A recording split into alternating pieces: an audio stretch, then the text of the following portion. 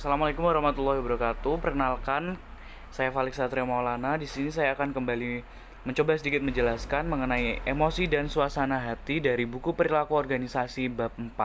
Jadi langsung saja, pengertian emosi dan suasana hati. Di sini ada 3 pengertian yang harus kita pahami terlebih dahulu, yaitu yang pertama affect atau affect dalam bahasa Inggrisnya. Yang pengertiannya adalah istilah umum yang mencakup beragam perasaan yang dialami orang.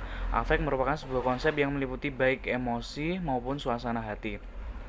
Kemudian yang kedua ada emosi atau emotion, adalah perasaan-perasaan intens yang ditunjukkan kepada seseorang atau suatu benda. Yang ketiga ada suasana hati atau mood, adalah perasaan-perasaan yang cenderung kurang intens dibanding emosi dan seringkali tanpa rangsangan kontekstual, seperti itu. Jadi ketiga pengertian ini hampir sama, tapi ada perbedaan di antara ketiganya. Jadi lanjut saja. Nah, ini dia yang harus kita pahami mengenai perbedaan emosi dan suasana hati. Yang pertama adalah emosi. Emosi biasanya terjadi karena adanya kejadian spesifik, sangat cepat dalam durasi detik atau menit, bersifat spesifik dan banyak. Misalnya, banyak emosi spesifik seperti kemarahan, rasa takut, kesedihan, kebahagiaan, rasa jijik, dan rasa terkejut. Yang keempat, biasanya emosi disertai oleh ekspresi wajah yang jelas. Kelima, bersifat berorientasi tindakan. Jadi biasanya apabila seseorang mengalami emosi, maka biasanya diwujudkan atau diimplementasikan dengan adanya tindakan-tindakan dari orang tersebut. Sedangkan suasana hati sendiri, yang pertama penyebabnya seringkali umum dan tidak jelas, berakhir lebih lama dari emosi, lebih umum, biasanya tidak diikuti ekspresi wajah yang jelas, dan bersifat kognitif atau harus benar-benar diketahui, seperti itu. Jadi perbedaannya mungkin yang bisa kita lihat itu dalam jangka waktunya, kemudian apa penyebabnya, seperti itu. Nah, selanjutnya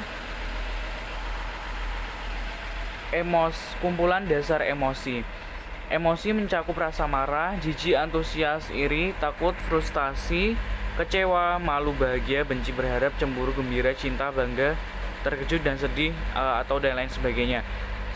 Kemudian, setiap kultur memiliki norma yang mengatur ekspresi emosi, sehingga bagaimana mengalami sebuah emosi tidak selalu sama dengan bagaimana kita menunjukkannya saat ini. Banyak program manajemen kemarahan untuk melatih orang menahan atau bahkan menyembunyikan perasaan-perasaan tersembunyi mereka.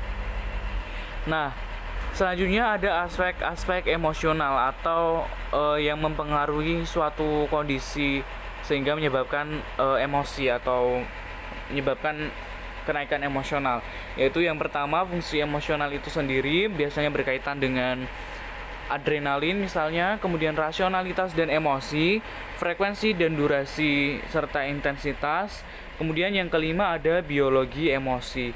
Nah, biologi emosi ini sendiri biasanya tergantung dengan pribadi masing-masing, yang bisa berbeda antara satu dengan yang lainnya. Seperti misalnya seseorang marah atau emosi dengan berteriak yang sekeras-kerasnya. Kemudian ada juga orang yang mungkin hanya diam. Nah, itu dipengaruhi oleh biologi emosi. Selanjutnya, fungsi suasana hati sebagai afek, yaitu yang pertama ada afek positif atau positif afek sebagai sebuah dimensi di suasana hati yang terdiri atas emosi-emosi positif seperti kesenangan, ketenangan diri, dan kegembiraan pada ujung tinggi, kemalasan dan kelelahan pada ujung rendah. Kemudian ada afek negatif atau negatif afek, adalah sebuah dimensi suasana hati yang terdiri atas kegugupan, stres, dan kegelisahan pada ujung tinggi serta relaksasi, ketenangan, dan keseimbangan pada ujung rendah. Nah, itu dia di antara kedua suasana hati sebagai afek. Yang pertama positif dan yang kedua negatif. Selanjutnya ada sumber emosi dan suasana hati. Kurang lebih emosi dan suasana hati dipengaruhi oleh 9 sumber. Yang pertama dari kepribadian seseorang itu sendiri, kemudian pengaruh hari, misalkan hari Senin misalnya, jadi mungkin sudah terbiasa dengan pekerjaan yang banyak dan menumpuk, maka di hari Senin itu emosi dan suasana hati kita berubah.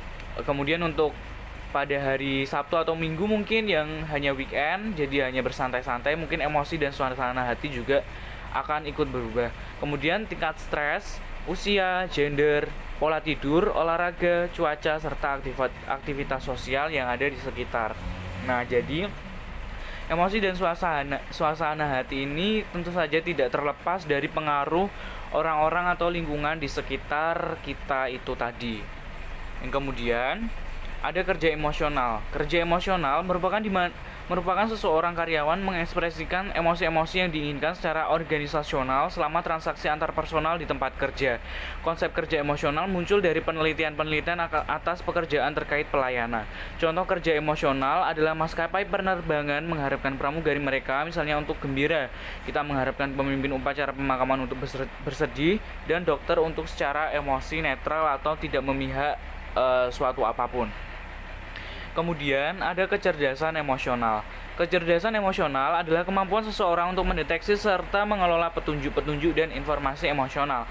Kecerdasan emosional ada 5 dimensi, di antaranya kesadaran diri, manajemen diri, memotivasi ada 4 ya, yaitu kesadaran diri, manajemen diri, memotivasi diri, dan empati. Nah, kesadaran diri itu sendiri merupakan sadar atas apa yang dirasakan. Manajemen diri merupakan kemampuan mengelola emosi dan dorongan-dorongan diri sendiri. Memotivasi diri merupakan kemampuan bertahan dalam menghadapi kemunduran dan kegagalan. Empati merupakan kemampuan merasakan apa yang dirasakan oleh orang lain. Jadi inilah kecerdasan emosional yang dipengaruhi oleh faktor-faktor itu tadi. Kemudian ada yang dinamakan ketidaksesuaian emosional. Ketidaksesuaian emosional merupakan ketidaksesuaian konsistensi antara emosi yang kita rasakan dan emosi yang kita proyeksikan. Sebagai contoh, manajer mengharapkan karyawan untuk selalu bersikap sopan, tidak bersikap bermusuhan dalam berinteraksi dengan rekan-rekan kerja.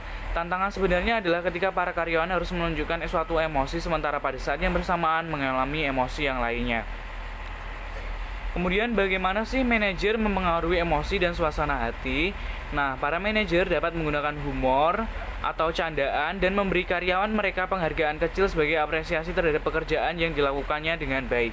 Kemudian riset atau penelitian mengindikasikan bahwa ketika para pemimpin berada dalam suasana hati yang baik, anggota kelompok menjadi lebih positif, dan sebagai hasilnya para anggotanya akan lebih bekerja sama.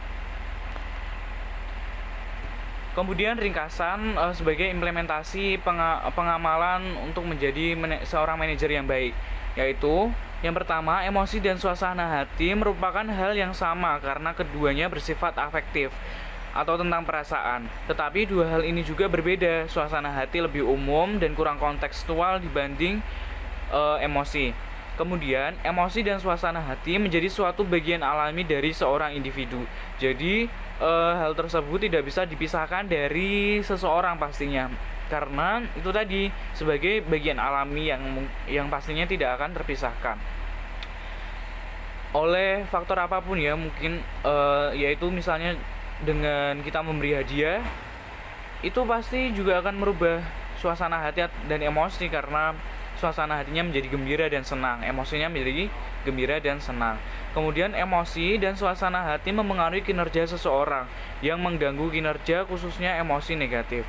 Nah, emosi dan suasana hati mengapa mempengaruhi kinerja seseorang? Terutama emosi negatif ya. Iya, karena emosi tersebut mungkin akan mengganggu mood kita dalam melakukan pekerjaan, dan sehingga pekerjaan itu tidak dapat terselesaikan dengan baik dan tepat waktu. Maka dari itu sekian kiranya penjelasan ringkas dari saya mengenai materi emosi dan suasana hati di bab 4 perilaku organisasi ini. Kurang dan lebihnya mohon dimaafkan. Apabila ada kesalahan yang mungkin saya sengaja atau tidak sengaja, mohon dimaafkan, karena itu kekurangan saya sebagai manusia. Dan apabila ada benarnya, itu datangnya dari Allah Subhanahu wa taala. Demikian, wabillahi taufik wal hidayah. Wassalamualaikum warahmatullahi wabarakatuh.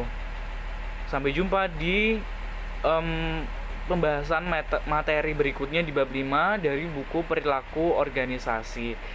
Sekian dari saya, terima kasih.